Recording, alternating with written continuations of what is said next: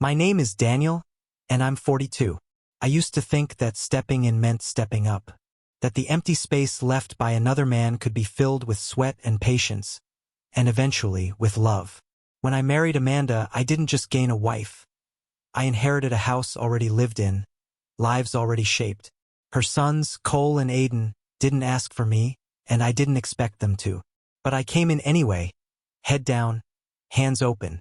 I thought that was enough. Todd, their real father, had stepped out long before I arrived. Not completely.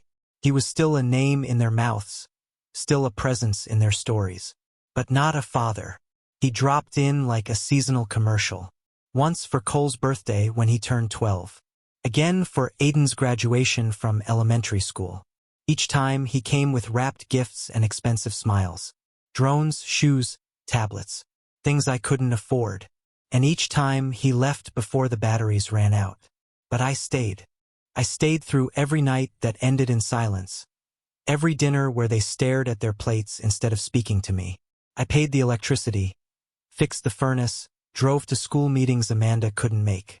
I took Cole to his first job interview, sat with Aiden through 2 broken arms and a sprained ankle. I helped build the science project that won regionals, edited essays, coached practice runs for class presentations. I was there. The first time one of them called me Dad was by accident. Aiden, coming down the stairs, asking me to sign a field trip form. Hey, Dad. I mean Daniel. He looked embarrassed. I smiled like it didn't matter, but it did. I carried that word around all week like it was gold sewn into my jacket lining. We had rituals. That's what made it feel real. Board game nights on Fridays, movie marathons when one of them was sick, pancakes every Sunday morning. I made pancakes even when I was exhausted, even when Amanda slept in and the boys barely looked up from their phones. I told myself that routine was love in disguise, that if I kept showing up, kept providing, they'd see me not as the man who married their mother, but as the one who built a life around them. When Amanda and I bought the minivan, it was my credit, my down payment. The boys rode in it like it was nothing, left crumbs, broke cup holders. I cleaned it every Saturday morning, even when they mocked me for treating it like a shrine. I wanted them to know that things mattered, that care meant something. I remember once, Cole had a meltdown over a girl. He was 16. She had left him some brutal message, and he locked himself in his room. Amanda was working late. I knocked. He didn't answer. I sat outside his door for an hour just talking. Dumb stories from my own teenage years. Words meant to land softly. I didn't know if he was even listening. 2 days later, he left a note on my nightstand.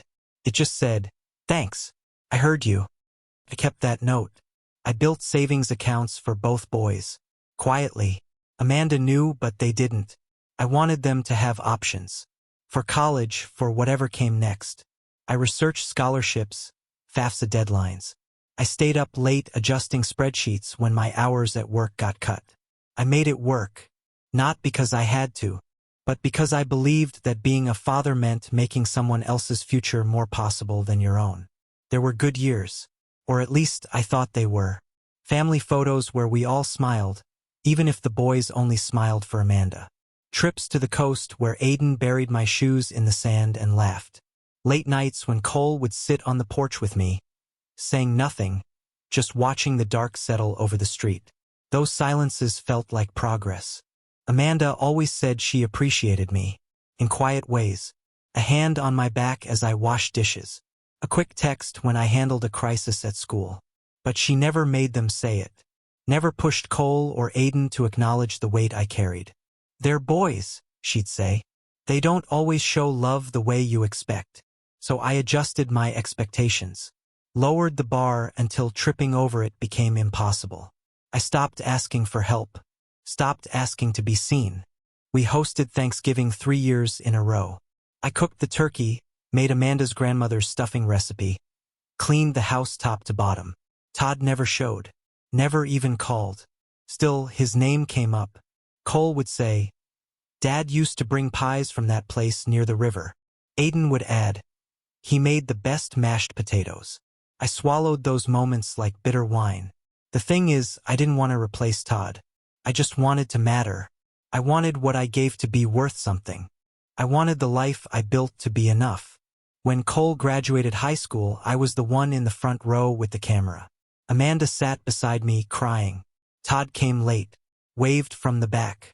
Cole took photos with both of us. But only one of those photos went on his Instagram. Guess which? Still, I kept showing up. Because I believed that consistency could fix anything. That if I kept paying, kept sacrificing, kept bending, they'd eventually see the shape I had broken myself into just to fit their lives. The truth is, I was a placeholder. A piece of furniture in the house I paid for. They called me Dad when it was easy. When it got hard, they reached for a name that meant nothing but blood. I thought I had built a family. What I had built was a scaffold. A support structure for someone else's dreams. And one day, without warning, they decided they didn't need it anymore. 8 years in. That's how long it took for the ghost to reappear. Todd came back with a new car, clean shave, and a rehearsed smile. He pulled into the driveway like he'd never left, like the years hadn't rusted over everything he abandoned. He leaned against his glossy black hood, sunglasses catching the morning light, waiting to be noticed.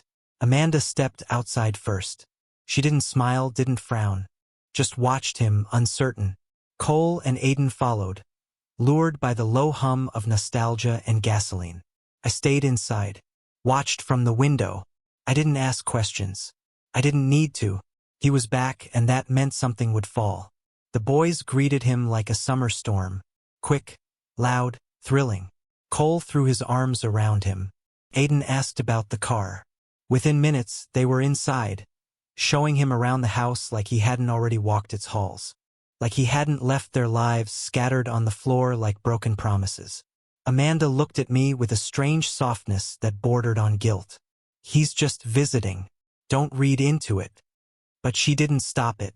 Didn't guard the lines we'd built. She opened the door. Todd became a weekend fixture. Every other Saturday. Sometimes more. He brought gifts, always new. Smartwatches, limited edition sneakers, signed posters of sports teams neither boy had followed until Todd mentioned them. He took them to water parks, zip-lining, go-karting. All the shiny, loud, thrilling things that didn't require consistency. Didn't require character. Just a wallet and a few free hours. Meanwhile, I kept paying for the electricity that charged their phones, the gas that warmed their showers, the Wi-Fi that streamed the shows they watched. I made dinner, cleaned their rooms when they forgot, fixed the broken toilet, drove them to school when they missed the bus. I did the things that no one posted about. Todd became their father in public. I became the man in the shadows. One night, I came home late from work. The house was buzzing. Todd had taken them to some laser tag event, then out for dinner. They came back with doggy bags and neon wristbands, talking over each other. Todd laughed like he lived there. Amanda smiled, her hand grazing his arm as she handed him a drink. I stood at the threshold, coat still on, briefcase in hand, invisible. When I cleared my throat, Cole looked up. His smile faded. "Oh, hey Daniel." Daniel. It had been years since they called me that. I nodded, walked to the kitchen, and poured myself a glass of water. My hands trembled. I told myself it was exhaustion, that the shift in tone, the way they excluded me from their joy, was just coincidence. But I knew better. I was watching my own erasure. They started canceling our rituals. No more Friday board games. No more movie nights. Sunday pancakes turned into brunch outings with Todd. When I asked if they wanted to go to the coast that summer, Aiden shrugged. Maybe, if we're not doing something with Dad. That word used to mean me. Now it was someone else. Someone who hadn't paid the price. Amanda noticed my silence. She would reach for my hand at night, ask if I was okay. I said yes, because what else could I say? That I felt like a visitor in my own life? That the family I built was choosing fantasy over foundation? It all came to a head on a Tuesday night. Nothing special. No birthday. No holiday. Just dinner. Cole asked if we could have a family talk. His voice was calm. Too calm. Amanda looked surprised but didn't object. Aiden sat down next to him. They had practiced this. Cole cleared his throat. "We think you should apologize to Dad." I looked up from my plate. "Excuse me?" Aiden crossed his arms. "You act like you're the only one who matters around here. But you're not our real father. You never were." Amanda said nothing. Not a word. Cole continued. "We know you tried, but you don't get to pretend anymore. Todd's back. He wants to be part of our lives. You should respect that." I couldn't speak. Not right away. My mouth opened, but nothing came out. The room swam. Aiden leaned forward, his face hard. "You're not family. You're just a neighbor who stuck around too long." And Amanda still said nothing. That's when something inside me cracked. Quietly, like a string pulled too tight, finally snapping. I stood, picked up my plate, carried it to the sink, washed it, dried it, set it in the cupboard. Then I went upstairs, took the framed family photo from the hallway shelf. The one from 3 summers ago, the coast trip. Everyone smiling. I looked at their faces, my arms around their shoulders, Amanda's hand on my chest. I placed the frame face down. That night I packed a bag. Just the essentials. Jeans, shirts, the watch Amanda gave me on our first anniversary. I didn't touch anything else. I didn't write a note. At sunrise I drove to a coffee shop, sat in the corner booth, ordered nothing. I stared at my phone. Then I texted Todd. "Pick them up. They're yours now." I shut down my bank apps, canceled the auto debits, tuition, cell phones, grocery cards, streaming services, insurance, rent, the minivan payment, every line that had my name on it. I erased myself. 3 hours later, Amanda called. I didn't answer. Cole texted. Just one word. "Seriously?" "Yes, seriously." The fallout came quickly. The mortgage lapsed. Amanda couldn't afford the house on her income. They moved in with her sister. Cole deferred college, took a job loading trucks. Aiden dropped off the football team roster within a month. Todd stopped showing up. No more gifts, no more outings, just silence. Then the letters came. First from Cole. Handwritten. Apologies folded between memories. He mentioned the pancakes, the porch nights, the job interview. Said he didn't mean it. Said he was angry. Then Amanda. She wrote about regret, about silence, about watching something good get dismantled. She said she never expected me to walk away. But I did. Because they drew the line. They named me stranger. And I simply agreed. You see, I didn't leave because I stopped loving them. I left because they never started. That morning, after I sent the message to Todd, I sat in my car for 2 hours. No music. No distractions. Just the throb of everything I'd given being slowly severed from my identity. I was no longer a provider. No longer a father. No longer a man keeping the walls from collapsing. I was just Daniel now. 42. Alone. But finally free of the illusion. I drove to a cheap motel on the edge of town. The kind with flickering signs and rooms that smell like bleach and regret. I paid in cash. Amanda texted. Then called. Then texted again. I muted the phone. When you remove your presence from a family, you expect grief or maybe rage. What you don't expect is paperwork. The bureaucratic unraveling of a man. My name was on every structure that kept them afloat. Within days, Amanda realized what that meant. No rent payment. No utilities. No insurance. The life I built began to flicker. Cole tried to handle it first. He sent an email curt, formal. Asked me to reinstate his tuition plan. Said he couldn't register for spring semester. I read it 3 times. He didn't call me Dad. Didn't even say hi. I didn't respond. Then Aiden called. Voice shaky. Said he was sorry for how things went. That he didn't mean all of it. Just some. Said he needed money for football fees or he'd be benched. I told him I hoped he had a good season. Then silence. 2 weeks in, Amanda finally spoke to me. Really spoke. Not to accuse or guilt, just to ask. We met in a diner. She looked older. Or maybe I was seeing clearly for the first time. Her hair was tied back. No makeup. She wore the fatigue of someone carrying a house alone. They're struggling, she said. I nodded. So did I. She stirred her coffee. They miss you. No, I said. They miss what I gave. We sat in silence. Not hostile, just hollow. She asked why I did it, why I left. I told her it wasn't sudden, that it had been building in silence. In every moment she let them treat me like a tenant in my own home. That love without loyalty is just performance. That being needed isn't the same as being valued. Her eyes welled up. She didn't try to stop them, didn't reach for my hand. We had crossed into something colder than pain. We were relics now, fragments of a lie we tried to live out loud. She left first.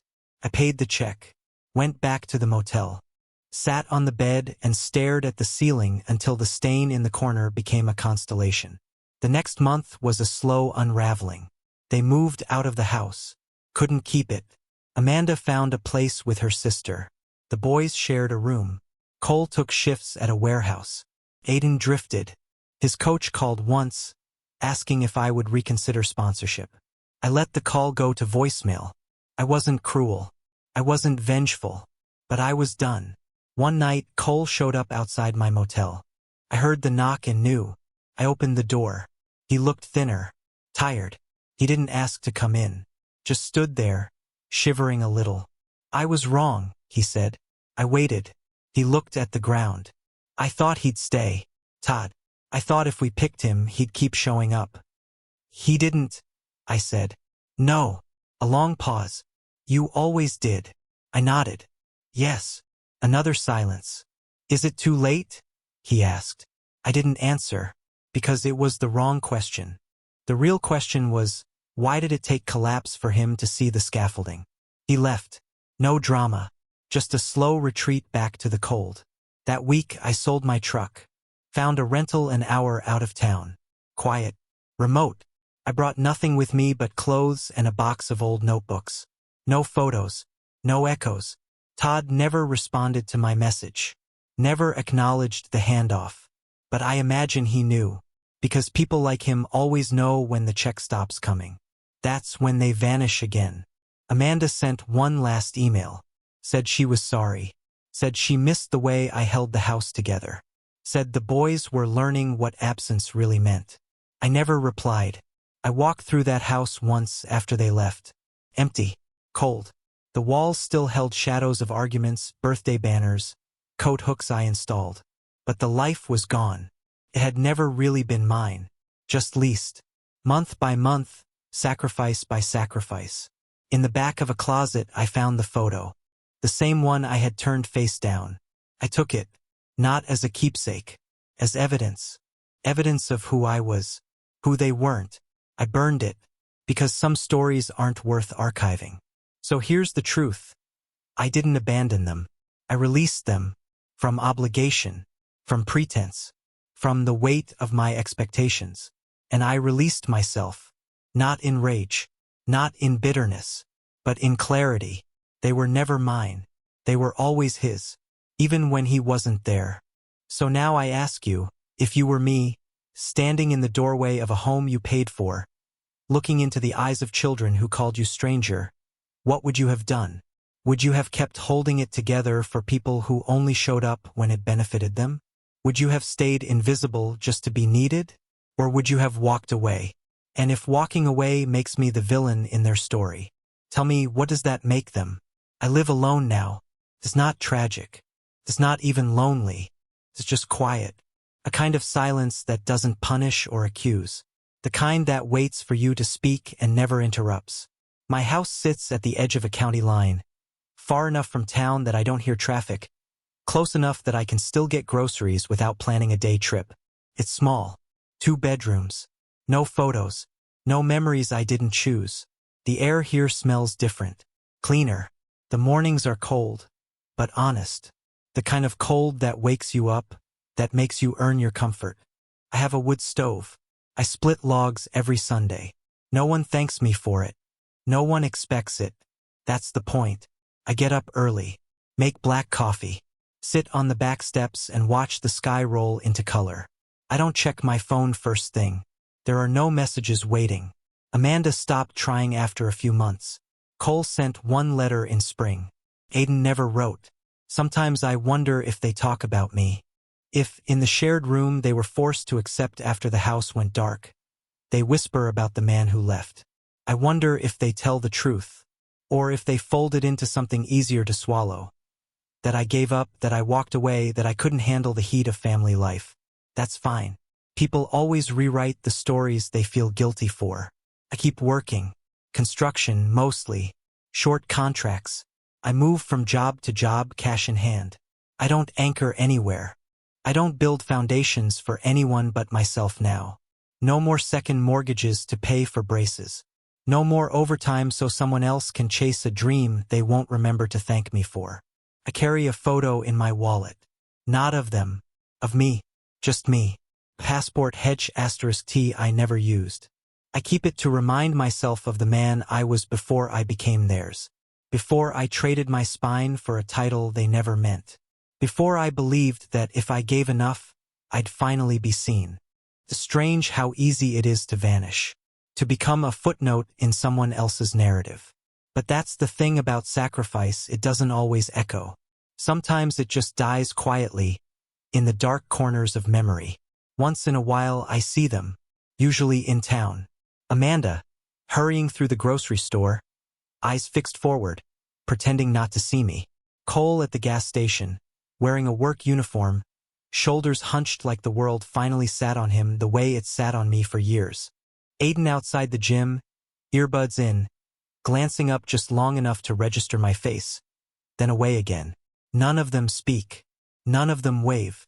And I don't chase, because I'm done being the echo in their lives. I was there when it mattered, when their knees were scraped and their backpacks broken, when their dreams were fragile and their voices small. I was there when being a father wasn't about biology, but about showing up.